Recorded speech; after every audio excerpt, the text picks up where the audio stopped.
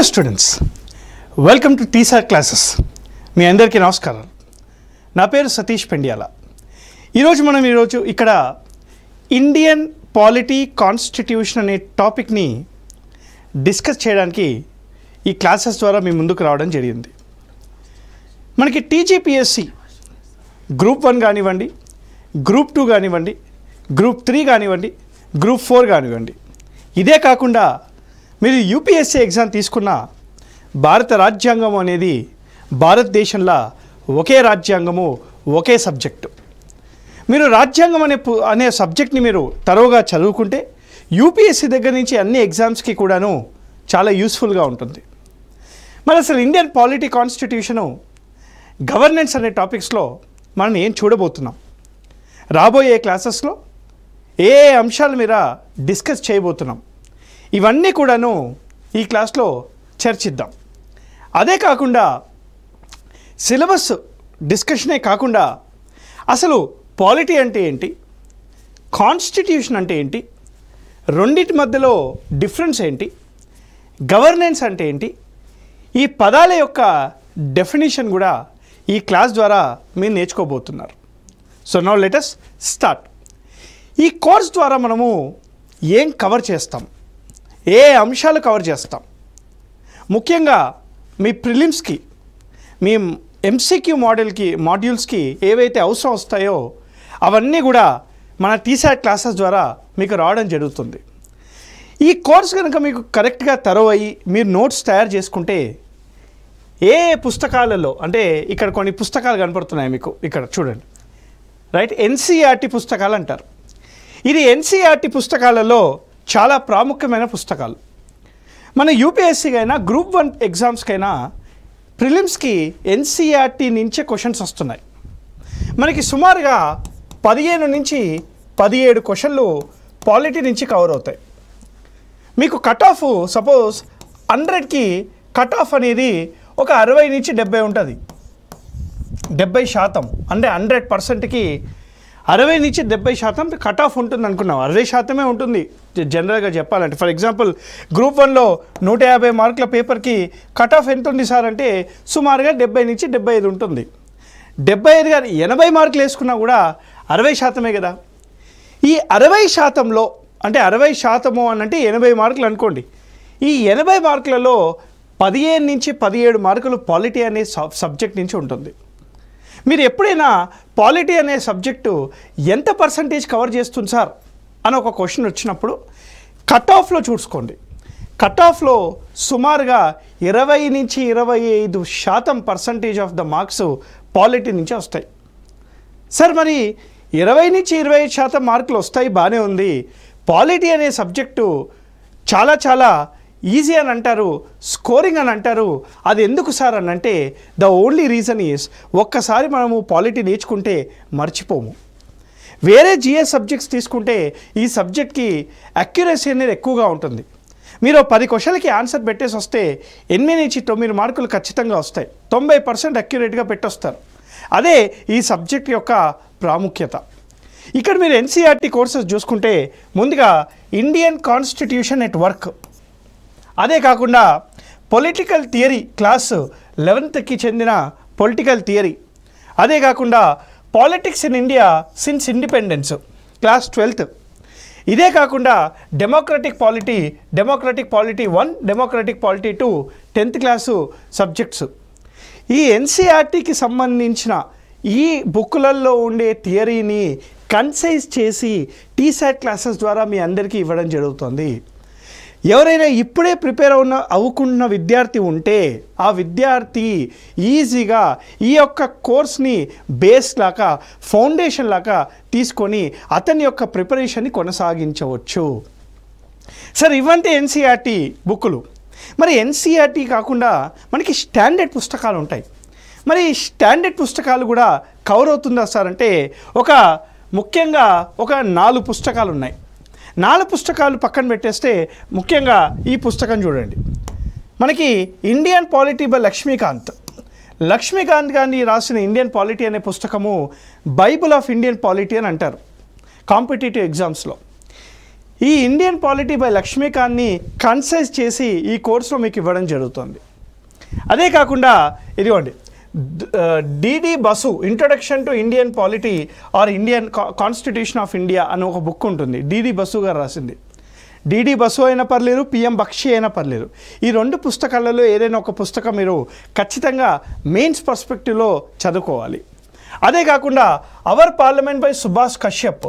ఇప్పుడు పార్లమెంట్ యొక్క పనితీరు, రైట్, పార్లమెంట్ యొక్క పనితీరు, పార్లమెంట్ ఎలా పనిచేస్తుంది, పార్లమెంట్లో ఏ వర్గాలు ఉంటాయి, పార్లమెంట్లో స్పీకర్ యొక్క పొజిషన్ ఏంటి, పార్లమెంట్లో devices used in the parliament అంటే మనకి కాల్ అటెన్షన్ మోషన్ కానీ, ప్రివిలేజ్ మోషన్ కానీ, అడ్జార్న్మెంట్ మోషన్ కానీ, లేదా సెన్సర్ మోషన్ కానీ, లేదా ఈ మన నో కాన్ఫిడెన్స్ మోషన్ కానీ, లేదా కాల్ అటెన్షన్ మోషన్ కానీ, ఇలాంటి ఎన్నో రెజల్యూషన్స్ అనేవి ఉంటాయి.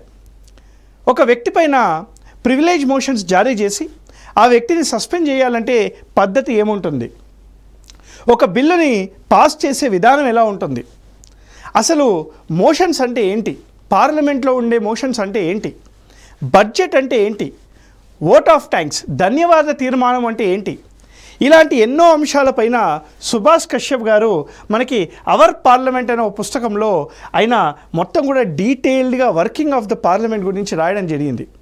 ఇది చాలా ఇంపార్టెంట్ పుస్తకము. దీంట్లో ఉండే మనకు కావాల్సిన కంటెంట్ని ఈ కోర్సులో ఇవ్వడం జరిగింది. అదేవిధంగా మీరు Indian polity, constitution and governance, ఇది కొద్దిగా డీటెయిల్డ్గా కొంచెం డెప్త్లో ఉంటుంది. ఈ బుక్లో ఉన్న కంటెంట్ కూడాను మీకు కవర్ అవుతుంది.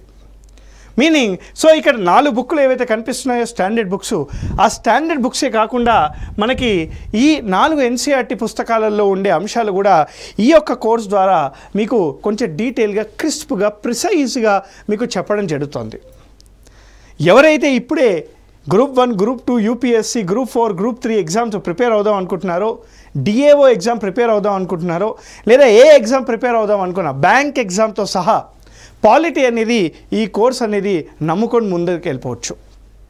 మీరు చేయాల్సిన ఒకటే పని నా కోసం, అదేంటంటే మీరు క్లాస్ వినేటప్పుడు నోట్స్ రాసుకోవడము, టర్మినాలజీని బైహార్ట్ చేసుకోవడము, టర్మినాలజీని అర్థం చేసుకోవడము, కాన్సెప్ట్ని అర్థం చేసుకోవడము, ఇవే కాకుండా దీనికి సంబంధించిన కొన్ని ఎంసీక్యూస్ని ప్రాక్టీస్ చేయడము. ఇవి చేస్తే పాలిటీ అనేది మీ చేతిలో ఉన్నట్టే 15 నుంచి 17 మార్కులు మీకు ఎక్కడికి పోవు. మరి అసలు దీంట్లో ఏం కవర్ చేస్తున్నాం, అసలు ఏం చూస్తాం, అవన్నీ చూసే ముందు ఫస్ట్ మనము ఇది కూడా ఉంటుంది. ఇది ఒక విషయం చెప్పడం మర్చిపోయాను. ఈ కోర్స్ ద్వారా అసలు పాలిటీ అనే సబ్జెక్టే సుప్రీంకోర్టు యొక్క జడ్జిమెంట్స్ మీద ఆధారపడి ముందుకెళ్తుంది. మనకి పాలిటీ అనేది స్టాటిక్, రాజ్యాంగంలో 396 ఆర్టికల్స్ ఉంటాయి. ఈ ఆర్టికల్స్ చదివేస్తాము సరిపోతుందని అనుకుంటారేమో, కానీ ప్రతిసారి ప్రతి టైంలో ప్రతి విషయం మీద సుప్రీంకోర్టు అనేకమైన సమీక్ష చేస్తూ ఉంటుంది. ఈ సమీక్షలన్నీ కూడాను మనకి సుప్రీంకోర్టు జడ్జిమెంట్స్ ద్వారా వస్తాయి. ఈ జడ్జిమెంట్స్ అన్నీ కూడాను మనకి చాలా ముఖ్యమైన జడ్జిమెంట్స్ కొన్ని ఉంటాయి.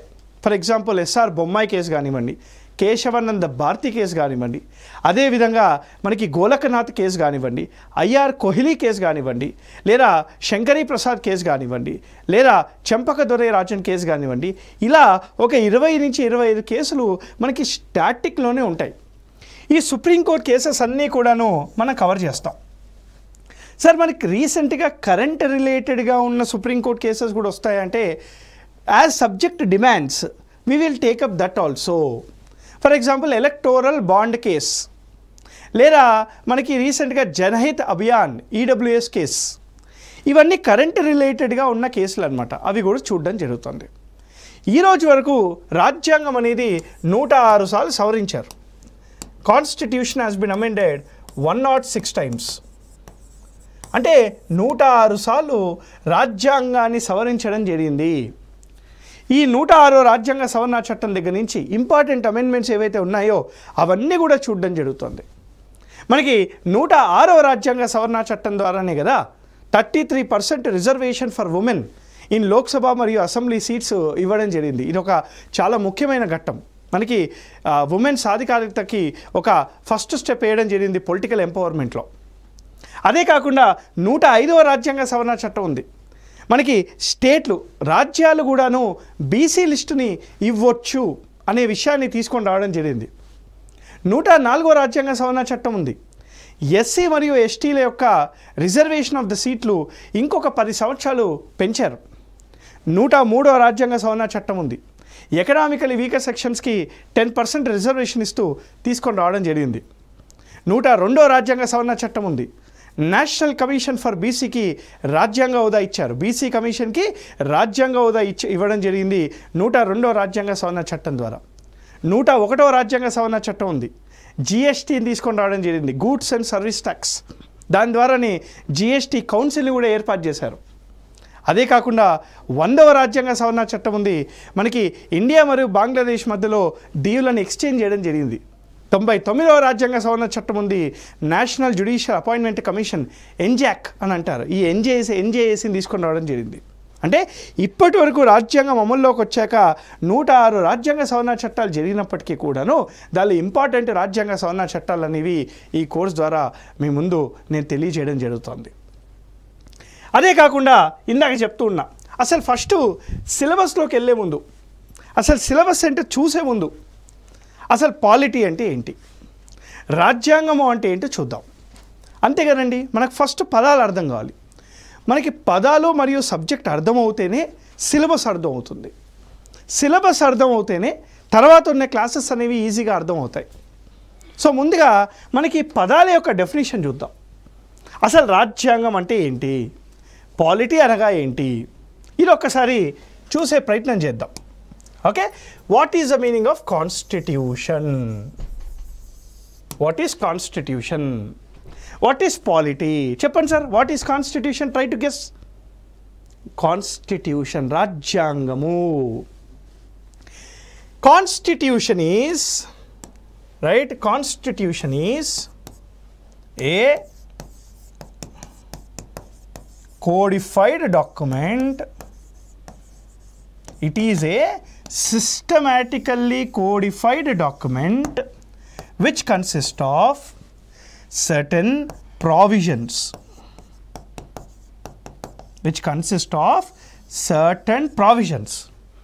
What are these provisions?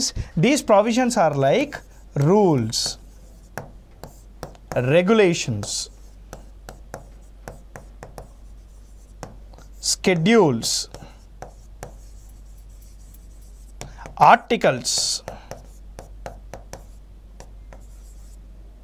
etc. రాజ్యాంగం అంటే ఏంటి sir? Constitution is nothing but it is a codified document. It is a codified document. What is the meaning of codified? Systematic. మన బుక్ లాగా ఉండదు ఇది, జర మంచిగా ఉంటుంది అనమాట. జర సిస్టమేటిక్గా రాసిన ఒక పుస్తకము, ఒక గ్రంథము, సిస్టమేటిక్గా రాసిన ఒక డాక్యుమెంటు. ఏముంటాయి దీంట్లో? This document consist of certain provisions. It consist of certain dos, don'ts. It consist of certain guide lines.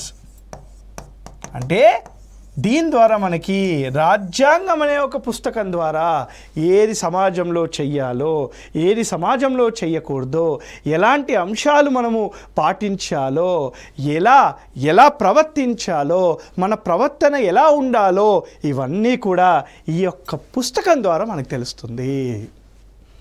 అని మన ఫర్ ఎగ్జాంపుల్, మీరు ఎప్పుడైనా ఏదైనా షాప్కి వెళ్ళారనుకోండి, మీరు ఒక వాషింగ్ మెషిన్ కొన్నారు లేదా ఒక టీవీ కొన్నారు.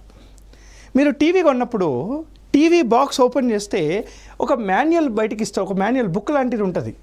మనం దానిలో టీవీ మొత్తం ఉన్నాయా అని చెప్పి చూస్తాము, అదేదో అర్థం కాదని చెప్పి పక్కన పెట్టేస్తాం. కానీ ఆ మాన్యువల్ కనుక మీరు కరెక్ట్గా అర్థం చేసుకుంటే, ఆ మాన్యువల్లో టీవీ అనేది ఎలా ఆపరేట్ చేయాలి, టీవీ అసెంబ్లీ ఎలా చేయాలి, టీవీలో ఏమేమి ఉంటాయి, ఎలా దాన్ని ఏ విధంగా దాన్ని యూజ్ చేయాలి, ఇవన్నీ విషయాలు ఆ యొక్క గైడ్ బుక్, ఆ యొక్క మాన్యువల్లో రాసుంటాయి. ఒక చిన్న టీవీ కొంటేనే ఒక చిన్న పుస్తకం ఇస్తే ఇంత పెద్ద దేశాన్ని ముందుకు తీసుకెళ్ళాలి అని అంటే మనకంటూ ఒక పుస్తకం ఉండాలి కదా. ఆ పుస్తకంలో రాసిన దాని ఆధారంగానే రాజకీయాలు, వ్యవస్థలు, మనుషులు ప్రవర్తించాలి. అదే రాజ్యాంగము. Constitution is nothing but it is a codified document which consists of certain provisions. It is like a guideline. It provides certain guidelines to the nation. It ensures what to do and what not to do. It talks about do's and don'ts. It talks about how society functions. మన రాజ్యాంగము ఎలా ఉందో మన ప్రవర్తన, మన రాజకీయాలు, మన వ్యవస్థ అలా ఉంటుంది. అమెరికా అలా ఉంది సార్ అంటే వాళ్ళ రాజ్యాంగం ప్రకారంగా అలా ఉంటుంది. నార్త్ కొరియా అలా ఉండేం సార్, వాళ్ళ రాజ్యాంగం ప్రకారంగా అలా ఉంటుంది. భారతదేశం సార్ ఇంత చక్కగా ఉంది, మన రాజ్యాంగం ఇలా ఉంది కాబట్టి ఇంత చక్కగా ఉంది. అంటే constitution is nothing but it is a codified document which consist of certain rules, provisions, schedules, articles, etc. Indian Constitution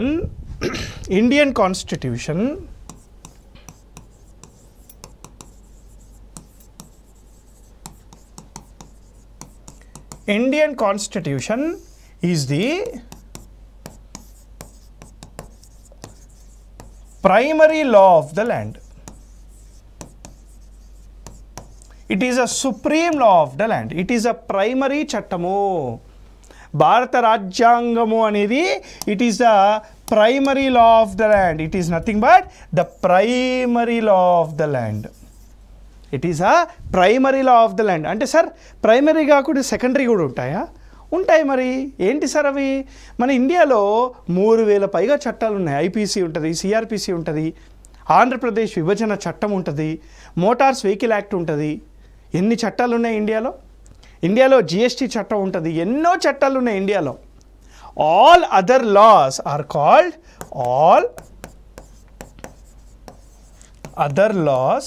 called secondary laws. వేరేవన్నీ కూడాను సెకండరీ చట్టాలు అని అంటాము. ఇండియాలో ప్రైమరీ చట్టం ఒకటే. ఏంటి సార్ అది? రాజ్యాంగము. మిగతా చట్టాలన్నీ ఏమనాలి సార్? సెకండరీ చట్టాలు అనాలి. ఆల్ సెకండరీ లాస్, అన్ని సెకండరీ చట్టాలు కూడా they have to follow abide primary law. Secondary చట్టాలన్నీ కూడాను ప్రైమరీ చట్టానికి అనుకూలంగానే ఉండాలి. అనుకూలంగా లేకపోతే ఆ యొక్క సెకండరీ చట్టాన్ని ఇన్వాలిడ్ లేదా అన్కాన్స్టిట్యూషనల్గా డిక్లేర్ చేస్తుంది న్యాయ వ్యవస్థ. ఏదైనా ఒక సెకండరీ చట్టము ప్రైమరీ చట్టానికి విరుద్ధంగా ఉంటే ఆ చట్టాన్ని న్యాయ వ్యవస్థ న్యాయ సమీక్ష ద్వారా ఆ చట్టాన్ని ఏం చేస్తుంది? ఇన్వాలిడ్ లేదా అన్కాన్స్టిట్యూషనల్గా డిక్లేర్ చేసే హక్కు ఉంటుంది. Is this clear sir? What is the meaning of Constitution? Constitution is a codified document which consists of certain rules, regulations, provisions, etc. Constitution is like a guideline to the country. Constitution provides do's and don'ts. Indian Constitution is the primary law of the land. All other laws are called secondary laws. All secondary laws must follow and should be below the Constitution of India. If the secondary laws are not following the Constitution, the judiciary, by the process called judicial review, will declare that law as invalid and unconstitutional. న్యాయ వ్యవస్థ న్యాయ సమీక్ష ద్వారా ఆ యొక్క secondary చట్టాన్ని invalid మరియు అన్కాన్స్టిట్యూషనల్గా declare చేస్తుంది. అర్థమవుతుందా అందరికీ? ఇది వాట్ ఈస్ కాన్స్టిట్యూషన్ అని. మరి సార్ వాట్ ఈస్ పాలిటీ? మీకు రాజ్యాంగం అంటే ఏంటో అర్థమైంది కదా. మరి పాలిటీ అంటే ఏంటి చెప్పండి sir? What is the meaning of polity?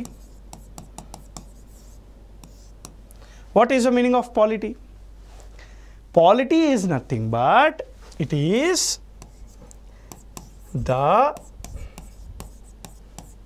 practical application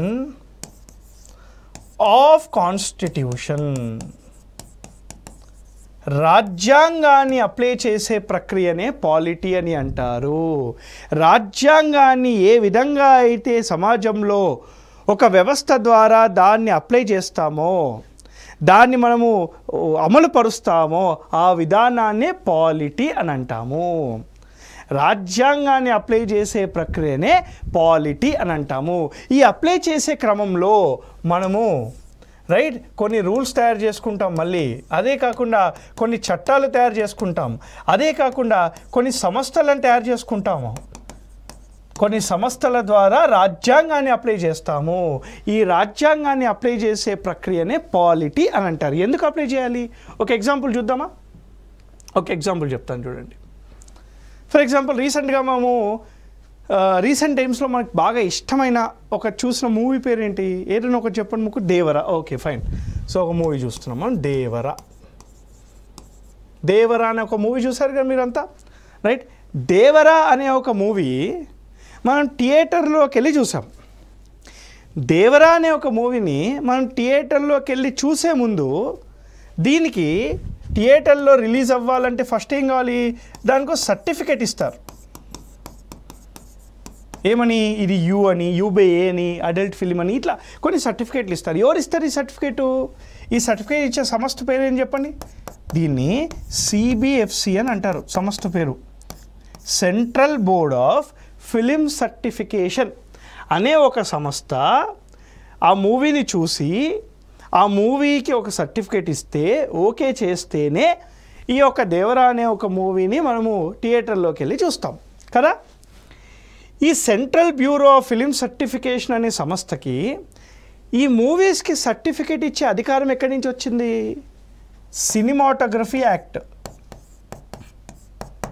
there is a law called cinematography act. ఈ సినిమాటోగ్రఫీ చట్టం ద్వారా సిబిఎఫ్సి అనే సంస్థని ఏర్పాటు చేసి ఈ సంస్థ ఈ అన్ని మూవీస్ని సమీక్షించి దానికి గో హెడ్ అనే ఒక సర్టిఫికేట్ ఇస్తేనే మనము మూవీ చూస్తాం కదా. సినిమాటోగ్రఫీ చట్టం ఎవరు తయారు చేశారు? ఎవరు తయారు చేశారు సార్ అంటే పార్లమెంట్ తయారు చేస్తుంది. అంటే పార్లమెంట్కి చట్టం చేసే అధికారం ఉంది కాబట్టి పార్లమెంట్ ఒక చట్టం చేస్తే ఆ చట్టం ద్వారా నిర్మించిన ఒక సంస్థ ద్వారా ఒక సర్టిఫికేట్ వస్తే మనం మూవీ చూస్తాం. పార్లమెంట్ చట్టం చేసే అధికారం ఎవరిచ్చారు? పార్లమెంట్కి చట్టం చేసే అధికారం ఎవరిచ్చారు సార్? రాజ్యాంగము, కాన్స్టిట్యూషన్ ఆఫ్ ఇండియా.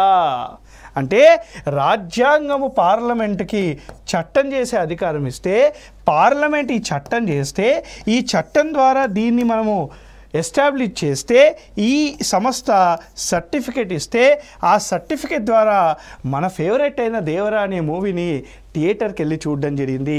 దీన్నే ఏమంటారు sir? What is this called? The practical application of polity or రాజ్యాంగము. ద ప్రాక్టికల్ అప్లికేషన్ ఆఫ్ రాజ్యాంగము or constitution is called polity. దీనే పాలిటీ అని అంటాం. రాజ్యాంగాన్ని అప్లై చేసే విధానము, రాజ్యాంగము ఎలా అప్లై అవుతుంది అని తెలిసే విధానాన్ని ఆచరించే పద్ధతిని సంస్థలని ఇప్పుడు చూడండి. ఈ రాజ్యాంగాన్ని అప్లై చేసే ప్రక్రియలో మనం ఏమేమి సంస్థలు పెట్టుకున్నాం చూడండి. పార్లమెంట్ ఒక సంస్థ పెట్టాము, చట్టం ఒకటి చేసాము, ఈ సిబిఎఫ్సి అనే ఒక సంస్థను పెట్టాము, థియేటర్లు ఉంటాయి, సర్టిఫికేట్ ఇస్తారు, ఈ సర్టిఫికేట్ ఇవ్వడానికి కొన్ని రూల్స్ ఉంటాయి. దీన్నే పాలిటీ అని అంటాం. ఇదిగోండి ఇక్కడ రాసాను చూడండి. ఇదిగోండి ఈ రాజ్యాంగాన్ని అప్లై చేసే ప్రక్రియలో మళ్ళీ కొన్ని రూల్స్ ఉంటాయి, చట్టాలు ఉంటాయి, సంస్థలు కూడా ఉంటాయి. ఎందుకు సార్? అసలు ఏమొస్తుంది? ఇప్పుడు రాజ్యాంగం అంటే ఏంటి? It is a codified document which consist of certain rules, regulations, provisions which is a primary law of the land. All other laws are called secondary laws. All secondary laws must follow the constitution of India. బాగుంది. Polity అంటే ఏంటి sir? The practical application of the constitution is called polity. ఇది బాగుంది. అసలు ఎందుకు sir? What is the purpose? The purpose of application, the main objective of following the constitution, the main objective of applying the constitution, the main objective of political process ఎందుకు తెలుసా? పాలన కోసము. It is for governance. ఏ పాలన కోసము? మంచి పాలన కోసము, గుడ్ గవర్నెన్స్. ఏమంటారు సార్ దాన్ని? Good governance. So we have good governance. పాలన, సుపరిపాలన. అదే కాకుండా the end objective is inclusive growth. Not only that, sustainable development. Sustainable development. అదే కాకుండా we have something called social order to ensure social order. ఇది end result.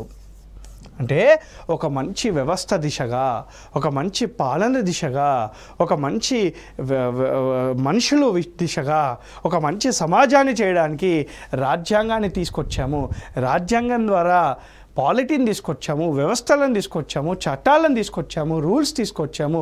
ఇవన్నీ apply చేసే పద్ధతినే మనము పాలిటీ, రాజ్యాంగము, గవర్నెన్స్ అని అంటాము. I hope you are following me. This is very simple. ఈ పదాలు అర్థమవుతేనే మనకి సిలబస్ అర్థమవుతుంది, లేకపోతే ఎందుకు అర్థమవుతుంది sir? Are you following? So this is your polity, this is your constitution. What is polity, what is constitution? ఇది అర్థమైంది కదా. నౌ మనం నెక్స్ట్ ఏం చేయాలి? What is nation, what is separation of powers theory? ఇవి చూసే ముందు అసలు ఈ కోర్సులో మనం సిలబస్ ఏం చూస్తాం, ఏ అంశాలు మనం చూస్తాం, ఇది ఒక్కసారి చూసేద్దాం సార్. ఈ ఒక్క కోర్స్ ద్వారా మనకి కామన్ సిలబస్ చూపిస్తున్నాం మీకు. ఇప్పుడు ఇది గ్రూప్ 1. ఈ గ్రూప్ 1లో మీరు ఒక్కసారి మీ యొక్క లెఫ్ట్ సైడ్ చూస్తే ఇది గ్రూప్ 1 ప్రిలిమ్స్. ఇది గ్రూప్ 1 ప్రిలిమ్స్ సిలబస్. దీంట్లో మనకి చూడండి 8th topic Indian constitution and polity అని కనపడిందా? ఈ Indian constitution and polity last time కూడా 15 నుంచి 16 మార్కులు వచ్చాయి. So Indian constitution and polity ఇది కవర్ అవుతుంది. ఇది కాకుండా ఇది చూడండి, ఇది మెయిన్స్ 50 మార్క్స్. దీనికి కూడా యూజ్ అవుతుంది, దీనికి కూడాను యూజ్ అవుతుంది, రైట్? ఇది గ్రూప్ 1. మనకి ఇక్కడ group 2, group 3, group 4 common syllabus ఉంది కదా 2, 3, 4కి. ఈ గ్రూప్ 2, 3, 4కి ఏదైతే కామన్ సిలబస్ ఉందో దీంట్లో ఇదే ఈ 10 టాపిక్స్ 1, 2, 3, 4, 5, 6, 7, 8, 9, 10. ఈ 10th టాపిక్ కొద్దిగా మనం గవర్నెన్స్ రిలేటెడ్. ఈ 9 టాపిక్స్ అయితే ప్యూర్లీ యువర్ కాన్స్టిట్యూషన్. ఈ 9 టాపిక్స్ కవర్ అవుతాయి ఈ యొక్క గవర్నెన్స్ సిలబస్లో. I following? సో ఈ యొక్క కోర్సు మీరు కనుక ఫాలో అవుతే, ఈ పాలిటీ కోర్స్ ఫాలో అవుతే మీకు ఈజీగా ఏ ప్రాబ్లం లేకుండా పాలిటీని అర్థం చేసుకుంటారు. పాలిటీ అనేది మీ ఒక ఫ్రెండ్గా మిగిలిపోతుంది. అంతే కదండి, మన ఫ్రెండ్ అంటే లైక్ చేస్తాం. So friends we love. So polity also మీకు ఒక ఫ్రెండ్గా అవ్వాలని కోరుకుంటున్నా. పాలిటీ అనేది మీకు ఆపద్బాంధుడు, అంటే మీకు రక్షగా ఉంటారు. ఏ సబ్జెక్ట్లో కూడా ఇంత స్కోరింగ్ ఉండదు, ఓన్లీ పాలిటీలోనే ఉంటుంది. ప్రతి జిఎస్ సబ్జెక్ట్ తీసుకున్నా 60%, 65%, 70% మీరు పెట్టొస్తారు అక్యురేట్గా. కానీ పాలిటీ అనే సబ్జెక్ట్కి గొప్ప విశేషం ఏంటంటే 90% కరెక్ట్గా పెట్టే అవకాశాలు చాలా ఉంటాయి. సో ఇది మనకి ఇవన్నీ కూడా చూస్తుంటాం. ఈరోజు ఇంట్రొడక్షన్ అయిపోయింది. నెక్స్ట్ క్లాస్లో మనము సపరేషన్ ఆఫ్ పవర్స్ థియరీ అంటే ఏంటి, నేషన్ అంటే ఏంటి, ఈ కాన్సెప్ట్ అనేది చూద్దాము. Till then thank you very much. Happy learning. జై హింద్.